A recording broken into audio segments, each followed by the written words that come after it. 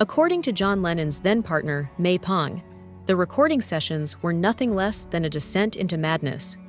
In her memoir, Loving John, she described witnessing a creative process that had rotted from the inside out, suffocated by ego, intoxication, and a disturbing erosion of basic decency. Pang was left to play the role of caretaker amid the wreckage, her sole mission being to stop Lennon from completely unraveling. She knew she couldn't pull him away from the bottle. The demons inside him ran too deep. Yet even as he teetered on the edge of self-destruction, Lennon clung to what little discipline he had left, caught between artistic genius and emotional collapse. By that point, Lennon was walking a razor's edge between brilliance and breakdown. His solo career no longer carried the unstoppable force of the Beatles, and his personal life had splintered. He was estranged from Yoko Ono, though her presence still loomed over him, and May Pang like a silent command. Then came the fatal cocktail: endless vodka, uninvited celebrities, and Phil Spector's unhinged perfectionism. The true miracle wasn't that things fell apart. It was that anyone survived them. When Lennon handed Spector full control of his fifth solo album at A&M Studios in Hollywood, chaos became the house rule. Word spread that Lennon was in the building, and soon the sessions turned into a circus of fame.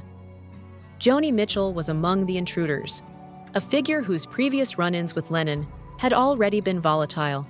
Pang recalled Mitchell entering the studio with icy poise, taking a seat beside Spector as her gaze toyed with Lennon like a provocation. Lennon tried to ignore her, but when she began challenging Spector's methods, the producer's volcanic temper ignited, and the session collapsed into shouting and tension. Mitchell's interruptions didn't end there. She reappeared, sometimes dragging along Mick Jagger, Harry Nilsson, Warren Beatty, or even Jack Nicholson.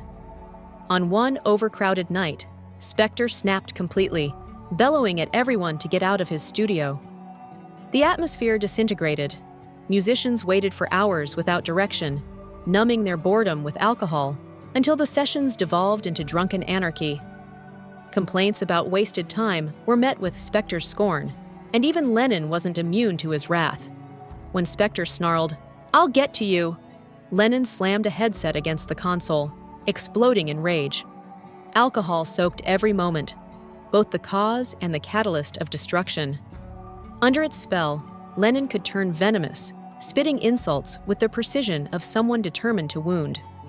During one unhinged night, Spector and several others actually tied Lennon to a chair, an act so absurd it bordered on grotesque theater.